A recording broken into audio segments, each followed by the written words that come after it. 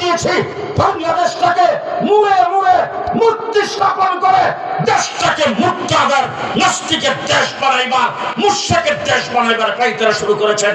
আমরা 2021 সালে মুক্তির বিরুদ্ধে কথা বলেছিলাম, আমাদেরকে জেলে নেওয়া হয়েছে, 1.5 মাস রিমান্ডে ছিলাম, নির্যাতিত হয়েছি, কিন্তু দিনের কথাবার্তা বলে যাচ্ছি।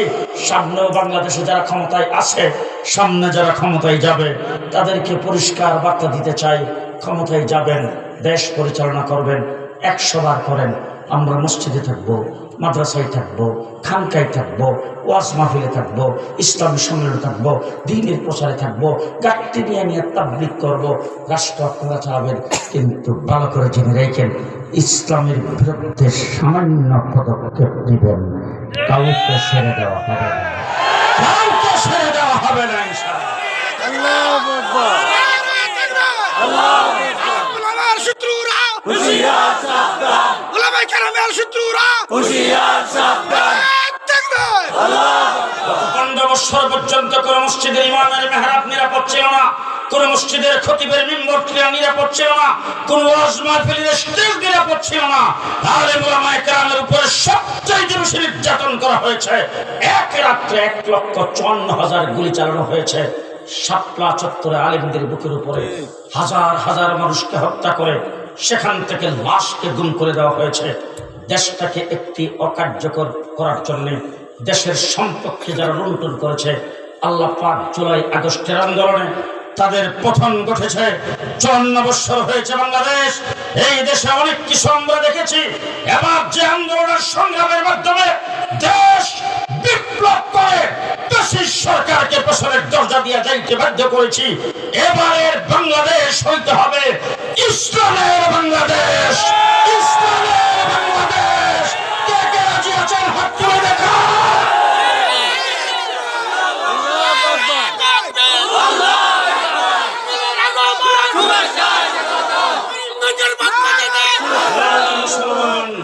ইসলামের জীবনে অনেক রক্ত দিয়েছেন, নেতার জন্য রক্ত দিয়েছেন, দলের জন্য রক্ত দিয়েছেন, মার্কার জন্য রক্ত দিয়েছেন, বিভিন্ন দাবি আদায়ের জন্য রক্ত দিয়েছেন।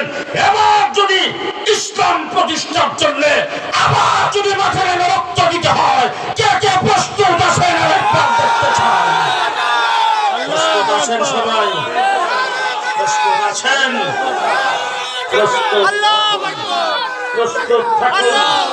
শেষ কথা, যুবক ভাই গ্রহণ করেছেন, জন্মের পরে ডান কানে আযান, বাম কানে একামত দেওয়া হয়েছে। আপনি যদি আওয়ামী লীগ করে থাকেন, আপনার স্লোগান জয় বাংলা। যদি বিএনপি করে থাকেন, বিএনপির স্লোগান জিন্দাবাদ। কিন্তু জেনে রাখেন, আপনার বাপদাদা 14 গোষ্ঠী যদি আওয়ামী লীগ বিএনপি করে, আপনি জন্মের পরে কিন্তু জয় বাংলার জিন্দাবাদ আপনার কানে বলা হয় নাই, আপনার কানে আল্লাহু আকবারের আযান দেওয়া হয়েছে। যদি আযান দিয়ে আপনার জীবনকে উদ্বোধন করা হয়ে থাকে, আপনার জন্মের পরে যদি আল্লাহু আকবারের আযান আপনার কানের মধ্যে শুনে থাকে, আপনাকে নবী মুহাম্মদুর রাসূলুল্লাহ মদিনা থেকে ডাক দিয়েছেন, মুসলমানরা জাগো জাগো জাগো, ইসলাম প্রতিষ্ঠার জন্য জাগো। সেই জাগনার, সেই ভাবনার স্লোগান আপনাদের সামনে রেখে, সেই আহ্বান রেখে আমি আপনাদের কাছ থেকে বিদায় নিচ্ছি। নাসরুম মিনাল্লাহ, ফাতহুন করিব, ওয়াবাশশিরিল মুমিনিন। আসসালামু আলাইকুম ওয়া রাহমাতুল্লাহি ওয়া বারাকাতুহু। إذ بعث فيهم رسولا من أنفسهم يتلو عليهم آياته ويزكيهم ويعلمهم الكتاب والحكمة وإن كانوا من قبل لفي ضلال مبين. صدق الله العظيم. إليه من والده وولده والناس أجمعين، أو كما قال عليه الصلاة والسلام. বুজুর্গান মুহতারাম, হযরত উলামায়ে কেরাম, সমবেত বিরাদরান ইসলাম, আপনাদের অত্র এলাকায় আজকে এখানে মাহফিল হবে, এই খবরটা জানে এমন মানুষ এখনই বোধ হয় বাড়ি ঘরে নাই।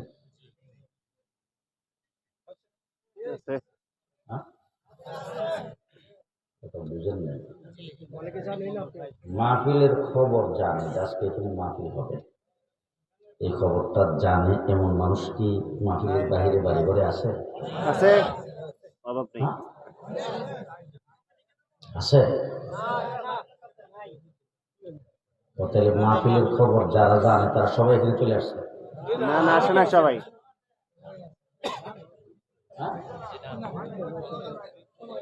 ভালো করে বুঝে শুনে উত্তর দেবেন, এটাই কিন্তু ওয়াজ।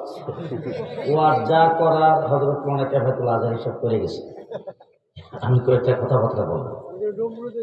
আজকে এইখানে মাহফিল হবে, এই খবরটা আপনারা আগে থেকে জানছেন তো? আপনারা যারা এখানে মাহফিলে আসছেন এর বাহিরে আর তো কেউ জানে না। বাহিরের লোক জানে, খবর জানে, মাহফিলে আসতে পারে না এমন মানুষ তো নাই এলাকায়। বেশি না কম? বেশি যে বেশি। আজকের মাহফিলটা এখানে হবে এই খবরটা যারা জানে তারা সবাই যদি আইতো, যারা মাহফিলের ইন্তজাম করছে আমার মনে হয় এরা বাগবে অনেক আগে। এই অসংখ্য মানুষ মাহফিলের খবর জানলো, কিন্তু আপনারা আসতে পারলেন, তারা কেন পারলো না? এই যে যেখানে বসেছে এই জায়গাটা জান্নাতের বাগান। কিসের বাগান? জান্নাতের বাগান। এখন মানুষের বানানো বাংলাদেশে কিছু দামি জায়গা আছে, যেমন একটা প্রেসিডেন্ট যেখানে থাকে বঙ্গভবন, অনেক দামি জায়গা। সংসদ ভবন অনেক দামি জায়গা, গণভবন অনেক দামি জায়গা, সচিবালয় অনেক দামি জায়গা। আচ্ছা, এই সমস্ত জায়গাতে অনেক সময় অনেক ধরনের অনুষ্ঠান হয়। বাংলাদেশের বঙ্গভবনে কিছুদিন আগে অন্তর্বর্তীকালীন সরকারের শপথ অনুষ্ঠান হয়েছে। 5 তারিখে সরকারের পতন হয়েছে, 8 তারিখে শপথ অনুষ্ঠান সন্ধ্যা 8টায়। এই খবরটা সারা বাংলাদেশের মানুষ জানে, তারাইলের মানুষও জানে, করিমগঞ্জের মানুষও জানে। আপনারা গেছিলেন শপথ অনুষ্ঠানে? আপনারা জান নাই? ওখানে কি কিছু লোক গেছিল? 3300 গেছে। 3300 গেটের বাহিরে ছিল 5-7 হাজার। এরা খালি গেটের বাহির থেকে কে আসে কে যায় এরকম করছে। এখন সারা দেশের মানুষ জানলো, গেল 3300। তারা কিভাবে গেল? তারা কারা? তারা হলো যাদেরকে ভিআইপির মর্যাদা দিয়ে বঙ্গভবন থেকে আলাদা কার্ড দিয়ে দাওয়াত দিয়েছে।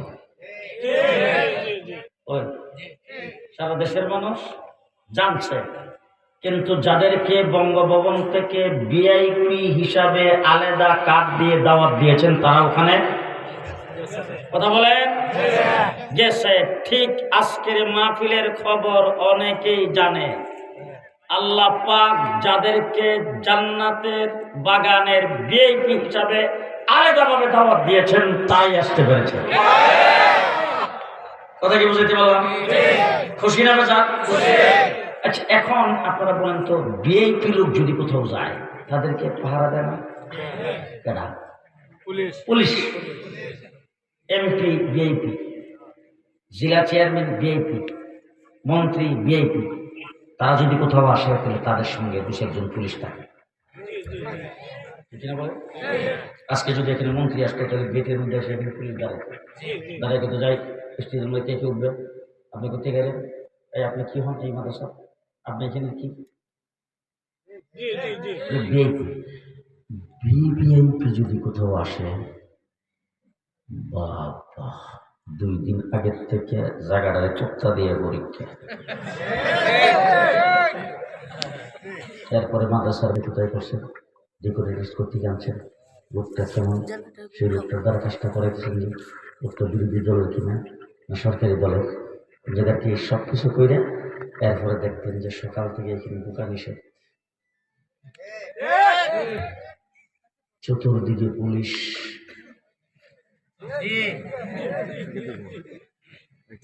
আশেপাশের কোন বিল্ডিং থাকলে ছাদের উপরে পুলিশ, যদি বিল্ডিং না থাকে বাঁশ দিয়া টাওয়ার বানায় হেডের উপরে পুলিশ।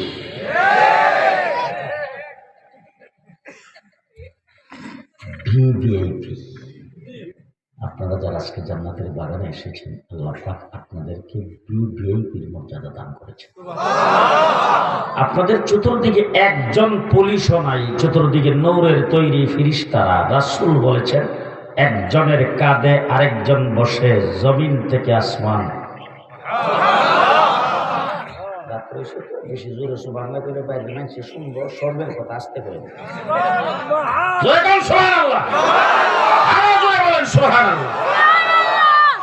সেই মর্যাদা নিয়ে আপনারা এখানে বসেছেন, খুশি না বেজার? খুশি না বেজার? এই কয়েকটা কথা আপনাদের জিজ্ঞেস করব, আমি কিছু কমবো, আপনারা কিছু বলবেন। কথা বুঝে আসছে তো? সব কথা আমি একা জেল থেকে বের হওয়ার পর নিয়োগ করছি, আর কইতাম জেল খেটেছি তো 2 বছর। হ্যাঁ, সামনে নিয়োগ করছি যে শ্রোতাদের দিয়ে অর্ধেক কম, সামনে যদি ধরা পড়ি শ্রোতারা শুদ্ধা, এই জন্য আমি একা সব কথা বলি না। আপনারা বলেন তো, আল্লাহ তাবারক ওয়া তাআলা মাখলুকাত সৃষ্টি করেছেন সৃষ্টি জগতে 80,000 80,000 মাখলুকাত। খুব ভালো করে বুঝেন।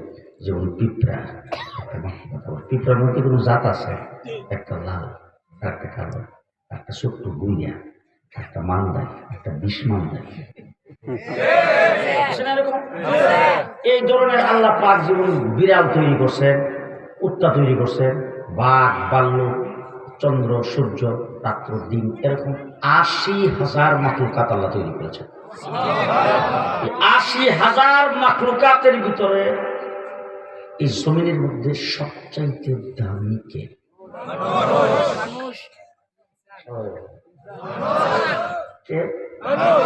সবচাইতে দামি করে আল্লাহ পাক মানুষকে বানিয়েছেন।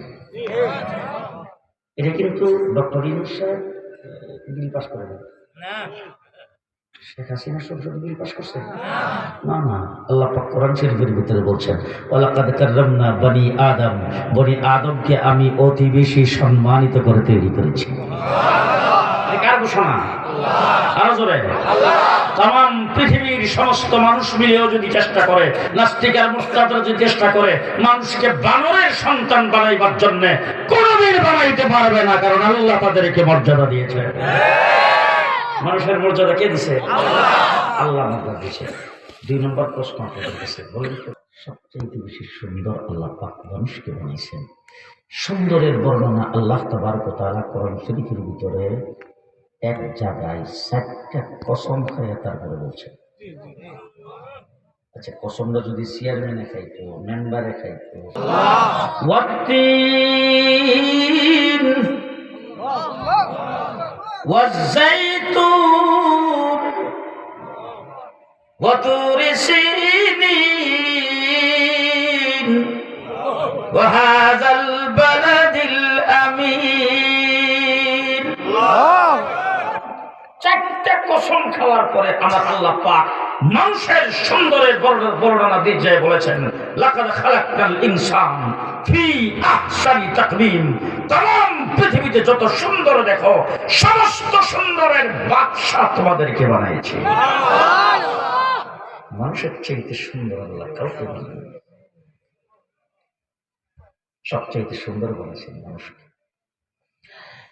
এই জন্যে আল্লাহ পাক तमाम পৃথিবীর সবকিছু তৈরি করেছেন। যদি আপনি এখন আল্লাহকে জিজ্ঞেস করেন, আল্লাহ এই যে প্যান্ডেলটা বানাইলাম, আমরা তো এই প্যান্ডেলটা তৈরি করতে বাঁশ লাগছে, কাপড় লাগছে, রশি লাগছে, তারপরে কতগুলি লেবার লাগছে, 4-5 দিন আগের থেকে কাজ শুরু করছি। এরপরও মাহফিল কর্তৃপক্ষ এসে একদম লাস্ট মুহূর্তে একটু পরে মাহফিল শুরু হয়ে যাবে, এরা এসে আমাদেরকে কত যন্ত্রণা দিছে, কত কিছু করছে। এখন পর্যন্ত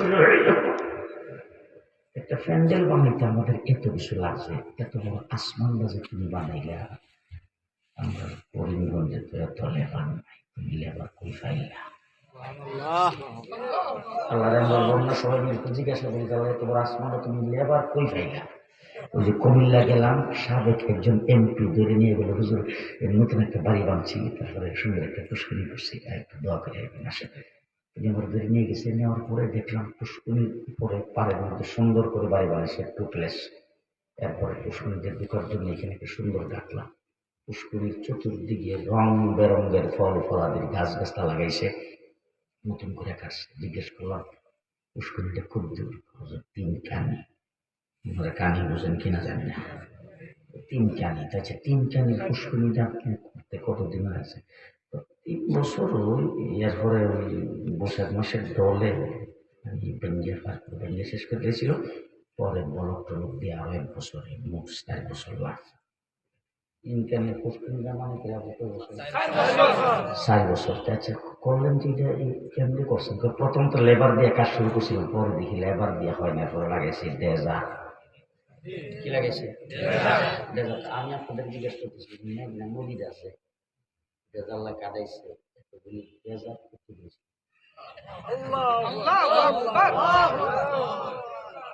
আটলান্টিক মহাসাগর পাড়ি দিতে 9 ঘন্টা লাগে বিমানে।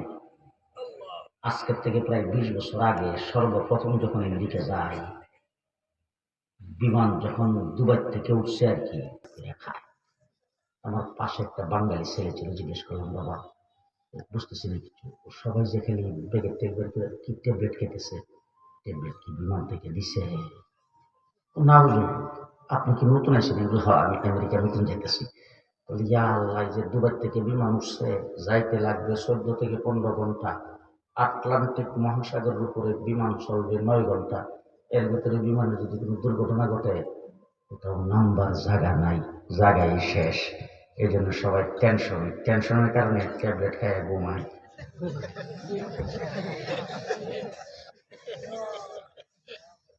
আটলান্টিক মহাসাগরটা বিমানে পার হইতে 9 ঘন্টা লাগে, এটা তো আমরা মেঘনা নদীর মতো।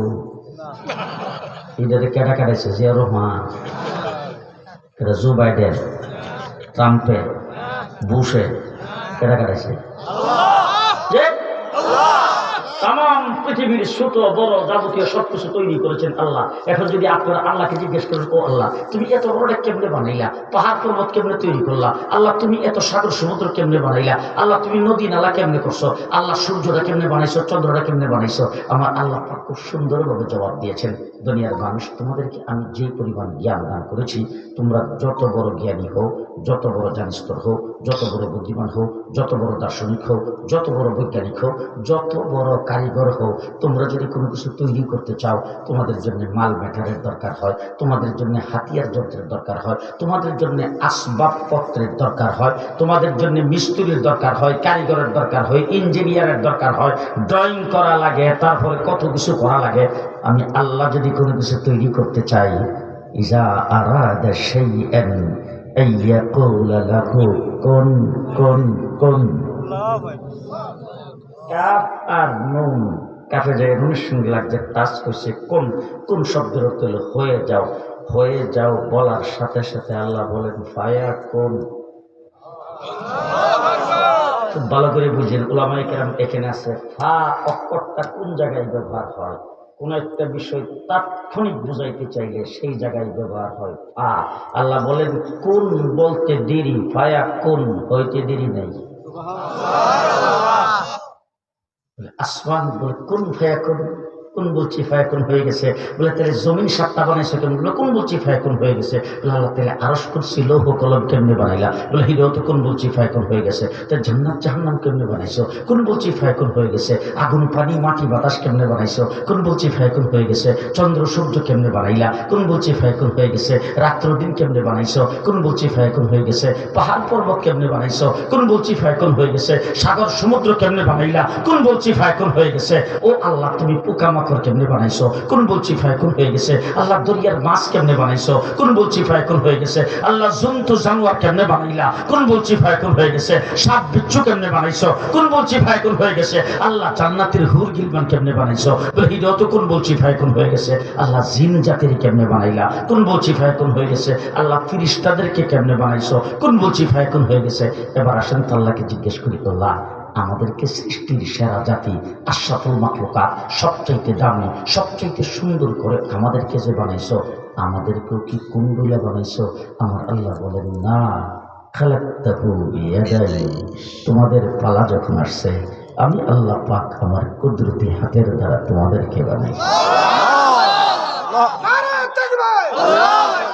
তাম পৃথিবীর তাম সৃষ্টি জগতের সব বানাইছি কোন বলার দ্বারা? আরে তোরে বানাইছি আমার কুদরতি হাতের দ্বারা। আমার কুদরতি হাতের দ্বারা তোমাকে বানাইছি। তুমি চিল্লা না, তাম সৃষ্টি জগতের সব তোমার জন্য বানাইছি, সব তোমার জন্য বানাইছি। যাচ্ছি সিলেট, হাইওয়ে রুট হয় নাই, পাহাড়ের চা বাগানের ভিতর দিয়ে। হঠাৎ দেখলাম রাস্তায় জাম লেগে গেছে। আর এই জঙ্গলের ভিতরে কোথায় জাম লাগলো? দেখতে শুনতে খুব সুন্দর, চতুর্দিকে চা বাগান। গাড়িতে একটু নামলাম, নাইমা দেখি লোকজন সামনের দিকে যাইতেছি, একটু সামনের দিকে গেলাম। জিজ্ঞেস করার জন্য কি হয়েছে, বলে হুজুর এই নিচে গর্ত তো, পাহাড়ের উপরে রাস্তা, নিচের গর্তের মধ্যে একটা গাড়ি পড়ে গেছে, হাতি আনছে উড়াইতে। সবাই গেছে তামসা দেখতে, আমি একটু সামনের দিকে গেছি, যাই দেখি হাতির পায়ের সাথে রশি বাঁধছে আর গাড়ির লোকে রশি লাগাইছে, লাগাইয়া হাতির ধাক্কাইতেছে, হাতি টান দেয় না। হঠাৎ করে হাতির মাথার কাছে যাইয়া দুই চারজন বলতেছে মাহুত আয়ে, মাহুত মাহুত। যেইখানে কইছে মাহুত আয়ে, আমি হাতির দিকে তাকিয়ে দিই, হাতি এরকম সব খালি ঘুরাইতেছে। হঠাৎ করে দেখি এতটুকু লম্বা একটা রুল হাতে একটা লোক যাইছে, বাউন্যা, চুলদারি, চোখের বেওয়া সুদ্ধা কামেন না, কাপড় একটা ফিঙ্গার রাখছে কাঁচা দিয়ে, শরীরে কিচ্ছু নাই, দেখতে আস্তা শরীরমূর্তি। হ্যাঁ, সামনের দিকটা আইসা রুলদারে হাতে লইয়া এমন একটা মৌসুম দেখাইছে, হাতি ওর দিকে মিশাইয়া মাথাটা নিচের দিকে যে একটা টান দিছে, 30 ফিট নিচ থেকে গাড়ির উপর উঠে চলে দিছে।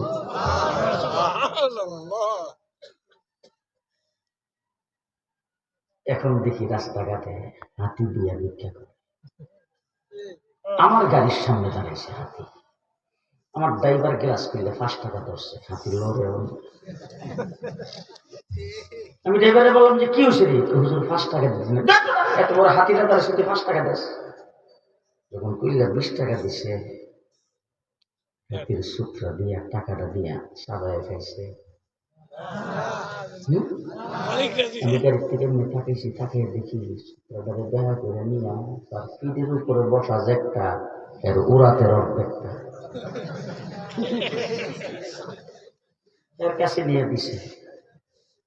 হাই হাই হাই, আমার তো মনে হয় সারাদিন ভিক্ষা করার পরে, সারাদিন দৌড়াদৌড়ি করার পরে হাতিকে যখন রাত্রেবেলা নিয়ে রাখে, তখন হাতি মনে মনে ভাবে হাই রে, আমারে আল্লাহ পাক বানাইছে তোর অধীনে, তরে বানাইছে আমার মনি, তরে বানাইছে আশরাফুল মাখলুকাত, তোর মতো এরকম 10টা একত্রিত করে আমি কি ফাউ দিয়ে চাপ দেওয়া লাগে? ফাউটা রাখলেই তো মুক্ত। আমার আল্লাহ বলেন সব তোমাদের জন্য বানাইছে। চন্দ্র তোমার জন্য, সূর্য তোমার জন্য, রাত্র তোমার জন্য, দিন তোমার জন্য, পানি তোমার জন্য, আগুন তোমার জন্য, বাতাস তোমার জন্য, ফল ফলাদির গাছ গাছালি, পাহাড় পর্বত, নদী নালা, যাবতীয় সব তোমার জন্য বানাইছি। বান্দা আমার কুদরতি হাতের দ্বারা করে আমি আল্লাহর জন্য বানাইছি। কার জন্য? কার জন্য বানাইছি? গোলামি করবেন কার? পারিবি করবেন কার? অধীনে থাকবেন কার? ভরসা করবেন কার উপরে? তাওয়াক্কুল করবেন কার উপরে? শুধু রাত্রে করলেই তো হবে? দিনের 10টা জি, কখন? 24 ঘন্টা। 24 ঘন্টার প্রতিটা মুহূর্তে ভরসা করতে হবে আল্লাহর উপরে। ঠিক না? সবকিছু দিয়ে তোমাকে তৈরি করেছি, তোমাকে তৈরি করার পর সম্মান কতটুকু দিছি, জমিনের মধ্যে তোমাকে খলিফা বানাইছি। তুমি মানুষ আল্লাহর খলিফা। কার খলিফা? মানুষের জমিনে আল্লাহর প্রতিনিধি। ফিরিস্তাকে আল্লাহর প্রতিনিধি বলে নাই, জিনকে আল্লাহর প্রতিনিধি বলে নাই, হুর গিলমানকে আল্লাহর প্রতিনিধি বলে নাই, মানুষকে আল্লাহর প্রতিনিধি বানাইছে। আমার পৃথিবীর যাবতীয় সবকিছুর জন্য আল্লাহ পাক কিছুই বানাই নাই।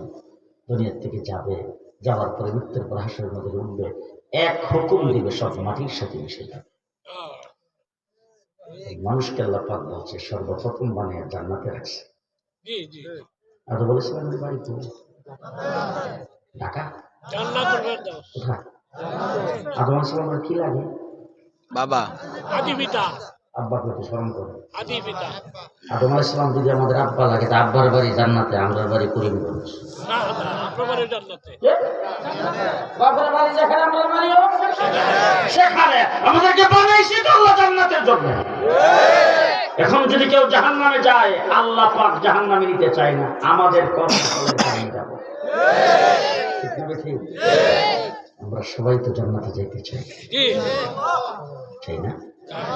আমরা সবাই জান্নাতে যাইতে চাই, এই জন্য আল্লাহ পাক বলেন, আমি তোমাদেরকে জান্নাতে দিতে চাই। জান্নাতের পথটা দেখাইবার জন্য 1,24,000 নবী পাঠাইছি তোমাদের উপর দয়া করে। আদম আলাইহিস সালাম থেকে শুরু করে মুহাম্মদুর রাসূলুল্লাহ সাল্লাল্লাহু আলাইহি ওয়াসাল্লাম পর্যন্ত 1,24,000 নবী পাঠাইছি তোমাদের উপর দয়া করে, যাতে তোমাদেরকে জান্নাতের পথটা বাতলাইতে পারে, জান্নাতের পথ তোমাদেরকে দেখাইতে পারে। নবীর এসে জান্নাতের পথ দেখাইছে, নবী চলে গেছে, নবীর নবুয়তিও চলে গেছে। সর্বশেষ নবী মুহাম্মদুর রাসূলুল্লাহ সাল্লাল্লাহু আলাইহি ওয়াসাল্লাম, যার খাতিরে আসমান জমিন যাবতীয় সব কিছু আল্লাহ পাক তৈরি করেছে। আমার নবী পৃথিবীতে না আসলে করিমগঞ্জ উপজেলা হইত না। আমার নবী পৃথিবীতে না আসলে বাংলাদেশ নামে কোনো দেশ হইতো না, ঢাকা নামে কোনো রাজধানী হইতো না। আমার নবী পৃথিবীতে না আসলে পদ্মা ব্রিজও হইতো না, কর্ণফুলী ট্যানেলও হইতো না। বুঝাইতে পারি নাই যে আমার রাসূল যদি না আইতো, আসমান হইতো না, জমিনে হইতো না, চন্দ্র হইতো না, সূর্য হইতো না, আমরা হইতাম না, জিন হইতো না, ফেরেশতা হইতো না।